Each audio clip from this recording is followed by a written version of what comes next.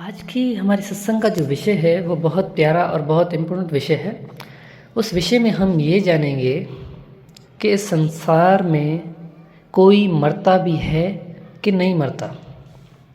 बहुत प्यारा विषय है। ये विषय इसलिए उठाया गया है क्योंकि साहिब की एक साखी है। साहिब कहते हैं कि माटी में माटी मिली, मिला पवन में पवन, मैं तो ये पूछूं पंडिता दोनों में मुआ है कौन। कि पंडित इस संसार में मरता कौन है? यह मरता भी है या कोई मरता भी नहीं?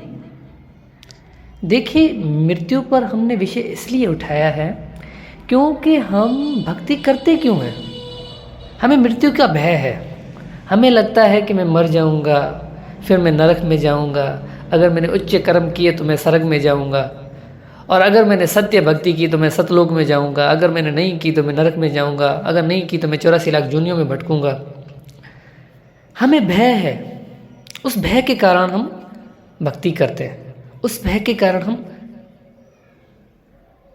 कोई भी गलत काम नहीं करते। हम देखते हैं कि भाई मुझे ये कर्म नहीं करना है, ये कर्म नहीं करना है, ये पाप है, अगर मैं ये कर्म करूँगा तो मृत्यु होगी, उसके बाद मुझे हिसाब किताब देना पड़ेगा इस चीज़ का। तो हम में एक किस्म का भय है। तो इसी भय, मैं ये नहीं कहता कि भय करना गलत है, मैं आपको सही समझा रहा हूँ कि भय करना मैं ये नहीं कहता। साहिब की साखी साहिब कहते हैं कि डर पारस डर परस है, डर गरु डर ज्ञान, डर करे सो उबरे गाफल खावे मार। जो भय करता है वो ही उस सत्य को प्राप्त करता है, लेकिन भय हृदय से करना है। एक होता है भय, बस मुझे खौफ है, मैं ये काम नहीं करना चाहता, लेकिन एक दिल से हम कहते हैं कि नहीं, मैं तो इससे बहुत प्रेम करता हूँ, मैं ये गलत काम नहीं कर सकता। देखिए, एक हम किसी से प्रेम में होते हैं तो हम किसी दूसरी, कोई पुरुष किसी स्त्री से प्रेम करता है, ठीक है। जब वो उस स्त्री से प्रेम करता है तो वो किसी और स्त्री को देखता ही नहीं है। अगर देखता है तो सब में उसी को देखता है जिस स्त्री से वो प्रेम करता है, ठीक है।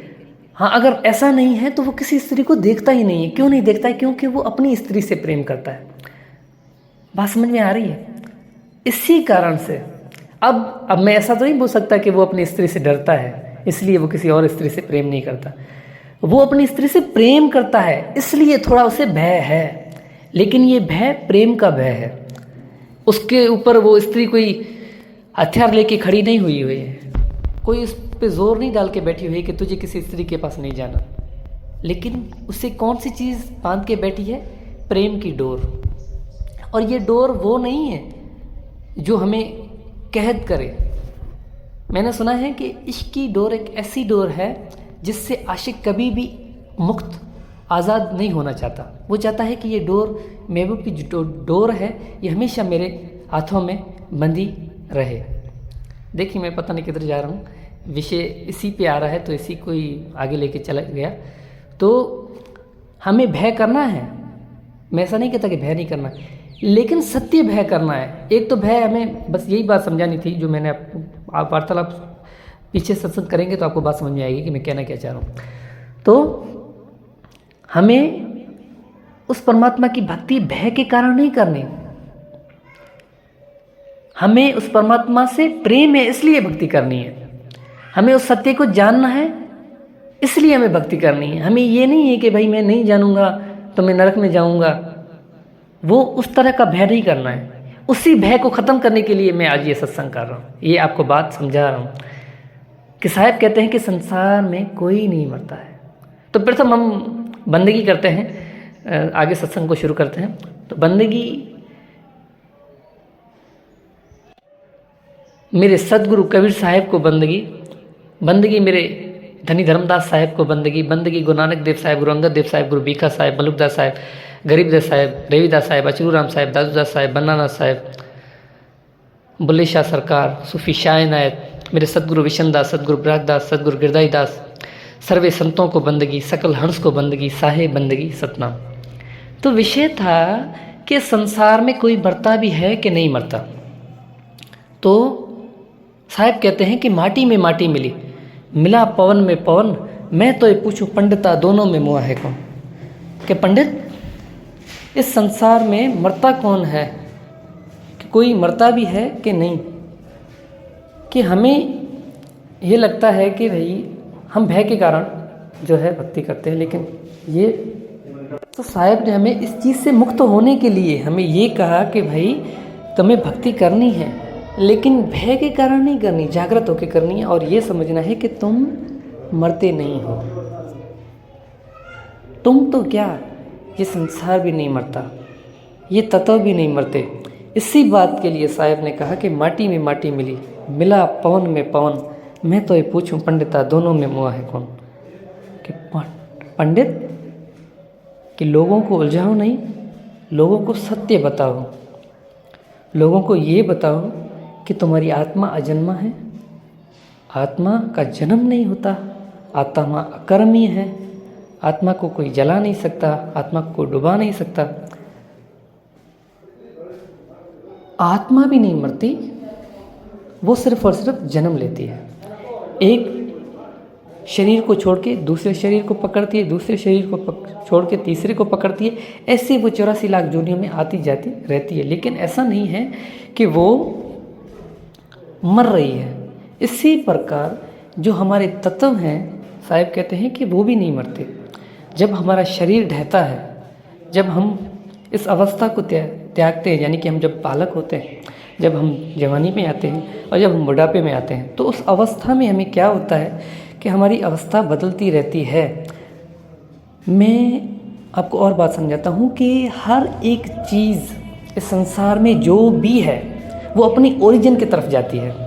ओरिजिन यानी जहाँ से वो आई है उससे वहीं ही जाना है, ये ही सत्य है। साहिब भी कहते हैं ना, कहाँ से आए कहाँ जाओगे, खबर करो अपने तन की। और सदगुरु मिले तो भेद बतावे, खोल जावे अंदर कट कि भाई कहाँ से आए हो, कहाँ जाना है। अब जहाँ से आए हो वहाँ ही जाना है, बस इस बात को समझ जाए। ऐसा क्यों हो रहा है? क्योंकि जो चीज़ जहाँ की है उसे वहाँ ही जाना है, उस चीज़ को कोई नहीं रोक सकता। ठीक है, तो उसके साथ साथ मैं आपको ये बताता हूँ कि जब हमारा शरीर ढहता है तो जो प्राण होता है, जो वायु होता है, वो हमारे शरीर से निकल जाता है, और जो ये मिट्टी का बना हुआ शरीर है ये मिट्टी में मिल जाता है। इसीलिए साहिब कह रहे हैं कि माटी में माटी मिले। कहते हैं पंडित कि ये जो शरीर तुम्हें दिखाई दे रहा है ये तो मिट्टी में मिल जाएगा, क्योंकि मिट्टी से आया है, मिट्टी में मिल रहा है, मिट्टी से बना है, मिट्टी में मिल रहा है। माटी में माटी मिली, मिला पवन में पवन, पवन पवन में मिल गया है। तो इस विषय से ये चीज़ क्लियर हुई कि साहिब हमें जागृत करना चाहते हैं। साहिब हमें ये बताना चाहते हैं कि भाई भय के कारण भक्ति ना करें। और साहिब ने ये क्लियर कर दिया कि संसार में कोई नहीं मरता है, तो ये भय करके आप भक्ति ना करें कि मैं मरूंगा। आप नहीं मरोगे, बस आप अनेक शरीर धारण करोगे लेकिन मरोगे नहीं। आप क्या, आप जिस तत्व के से बनोगे वो तत्व भी नहीं मरेंगे, क्योंकि ये प्रकृति देख रहे हो जैसी है आज तक वैसी ही है। हाँ, इसकी अवस्थाएं बदलती रहती हैं, लेकिन इसका बिल्कुल ये अर्थ नहीं है कि वो ख़त्म हो रही है। इसी पे बहुत बड़ी सूफी थी, देखिए उसने भी ये बात क्यों कही, इस कारण से कही क्योंकि हम भक्ति भय के कारण कर रहे हैं। यानी कि हमें भय है कि हम मरेंगे, हमें भय है कि अगर मैं गलत कोई भी कर्म करूँगा तो मुझे ये सज़ा होगी, मैं नरक में जाऊँगा, मैं 84 लाख जोनियों में जाऊँगा। भय है, इसलिए हम कोई कर्म नहीं करते। ठीक है, तो ये बात को क्लियर करने के लिए एक बहुत बड़ी सूफ़ी है, उससे पहली कोई स्त्री सूफ़ी नहीं थी, वो पहली स्त्री सूफ़ी है, यानी पहली संत सूफ़ी राबिया बसरी जिसका नाम है। वो कहती है कि मैं उसके एक हाथ में क्या था, पानी था, और एक हाथ में आग थी। लोगों ने पूछा कि आप ये दोनों कहाँ लेके जा रही हो, सूफी राबिया बसरी आप किधर लेके जा रही हो ये दोनों चीज़ें। तब उन्होंने कहा कि मैं जन्नत को आग लगाने और दोज़ख को बुझाने जा रही हूँ। तो लोग हंसने लगे, ये पागल स्त्री है, ये क्या बोल रही है। क्योंकि संत सत्य बोलते हैं तो संत पागल ही तो होते हैं। तब राबिया बसरी ने लोगों को समझाया कि आप उस परमात्मा, उस खुदा, उस अल्लाह की भक्ति क्यों कर रहे हो, इसी भय के कारण।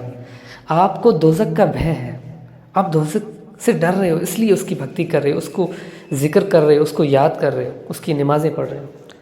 ठीक है, मैं उस भय को ख़त्म करना चाहती हूँ, मैं उस दोज़ख को बुझाना चाहती हूँ और जन्नत को आग लगाना चाहती हूँ, जिसके कारण भी आप भक्ति कर रहे हो कि आपको ये है, आपको उस परमात्मा से कोई मतलब नहीं है, आपको उस खुदा से कोई मतलब नहीं है, आपको जन्नत की 70 हूरें चाहिए, आपको जन्नत के सारे सुख चाहिए, इसलिए आप भक्ति कर रहे हो। आपने कभी ये कहा है कि परमात्मा, ये खुदा, मुझे कुछ भी नहीं चाहिए, मुझे सिर्फ तुम मिल जाओ, मेरे लिए वो बहुत है, मुझे कुछ भी नहीं चाहिए। संसार में क्या है, उस जन्नत में भी क्या है जो आनंद तुम में है। ये मालिक, जिसके पास तुम हो, उसे किस चीज़ की कमी है। ये बात जब राबिया बसरी ने लोगों को समझाई तो लोगों को समझ में आई कि परमात्मा की भक्ति भय के कारण नहीं करनी। यही बात मैं हमारे गुरु महात्मा गौतम बुद्ध की वार्तालाप भी बताता हूँ। एक समय महात्मा गौतम बुद्ध के पास एक बंदा आया, एक मनुष्य आया, वो महात्मा गौतम बुद्ध से कहने लगा कि महात्मा गौतम बुद्ध जी, आप मुझे ये बताएं कि इस संसार में क्या 84 लाख जूनियाँ हैं? क्या मृत्यु के बाद जन्म होता है? क्या 84 लाख जूनी जैसी कोई चीज़ है? महात्मा गौतम बुद्ध ने कहा कि अगर मैं कहूँगा कि नहीं है तो तुम इस संसार में जितने नीच कर्म हैं उसमें लग जाओगे, तुम में ये भय खत्म हो जाएगा कि भाई मैं तो कभी मरूंगा नहीं, मैं तो भाई मनुष्य जन्म लूँगा। और मैं ये भी नहीं कहूँगा कि कोई मरता नहीं है। क्यों नहीं कहूँगा? क्योंकि फिर तो तुम्हें कोई भय ही नहीं रहेगा। अब उससे क्या बोलते हैं कि भाई 84 लाख जूनियाँ हैं, 84 लाख जूनियाँ हैं, ऐसा नहीं समझिए कि नहीं है। हमारा शरीर तो हमें धारण करना पड़ेगा, अनेकों जो शरीर हैं वो तो हम धारण करेंगे, उसे कोई नहीं रोक सकता, लेकिन मरेगा कोई नहीं, आप मरोगे नहीं। हम जो शरीर धारण करते हैं वो कर्मों के कारण करते हैं। महात्मा गौतम बुद्ध वहाँ पे उसको समझाते हैं कि आपको ये मनुष्य जन्म मिला है, ये भी आपके पिछले कर्म के कारण मिला है। आपने पिछले जन्म की उनकी वार्तालाप बताते हैं। देखिए, ये बात तो मैंने आपको इसलिए कही कि भाई हमें ये भय है कि हम मरेंगे, हमें ये भय है कि हम 84 लाख जूनियों में जाएंगे, हमें ये भय है कि मृत्यु एक समय आनी है, हमें ये भय है कि हम नरक में जाएंगे। तो भाई इस सारी चीज़ों को छोड़ दें, जागृत हो जाएं, परमात्मा से सत्य से प्रेम करें, ये देखा देखी भक्ति ना करें, ये लोगों को देख देख के भक्ति ना करें। अगर आपका हृदय कहे तो भक्ति करें, नहीं तो ना करें। भाई परमात्मा ने कोई आपको जोरी खींच के अपने पास नहीं लेके जाना, वो आपके हृदय के ऊपर है। अगर आपका हृदय चाहेगा ही नहीं, उससे प्रेम ही नहीं करता, तो परमात्मा क्या करेगा? जो आपका हृदय कहे बस वो करें। मैं तो भाई ये कहूँगा, मैं किसी को भी ये नहीं बोलूँगा कि आप ये करें, आप तो ये हो जाएगा, नहीं तो ये हो जाएगा, कुछ भी नहीं। हमारा काम है सिर्फ जागृत करना। जागृत होना तो आपका काम है ना। आप जागृत होना ही नहीं चाहते तो मैं क्या कर सकता हूँ? मैं कुछ नहीं कर सकता।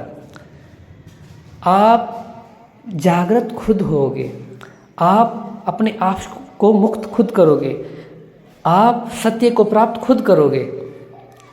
तब करोगे जब आपके हृदय में लगन होगी, तब करोगे जब आप उस सत्य से प्रेम करोगे। तो भाई इस चीज़ से निकल जाएं कि संसार में कोई मरता है, संसार में कोई नहीं मरता है, लेकिन हर एक चीज़ एक ना एक समय अपने ओरिजिन पे जाएगी। लेकिन ये तत्व, ये शरीर बदलते रहते हैं, ठीक है, और हमेशा अपनी ओरिजिन से जाके मिल जाते हैं। आत्मा, आपको क्या लगता है कि आत्मा कभी उस सत्य से नहीं मिलेगी? आज नहीं मिलेगी, कल नहीं मिलेगी, परसों नहीं मिलेगी, 100 साल के बाद, 1000 साल के बाद, कभी ना कभी तो मिलेगी। कभी ना कभी तो उसे अपने उस प्रीतम के पास जाना है, कभी ना कभी तो वो इस संसार से तंग होगी, कभी ना कभी तो उसे लगेगा कि मुझसे कुछ छूट रहा है, कोई मेरा है, कोई मेरा प्रीतम है, कोई मेरा मालिक है, मुझे उसके पास जाना है। कब ना कभी तो हमें अपना घर याद आएगा। कितना दिन हम दूसरों के घर में रहेंगे? कभी ना कभी तो हमें अपने घर जाना है ना। तो बस यही सत्संग का विषय था। और बहुत प्यारा विषय था, आपको सत्संग समझ में आ गई होगी। तो आज के लिए बस इतना ही। साहिब बंदगी सत्य।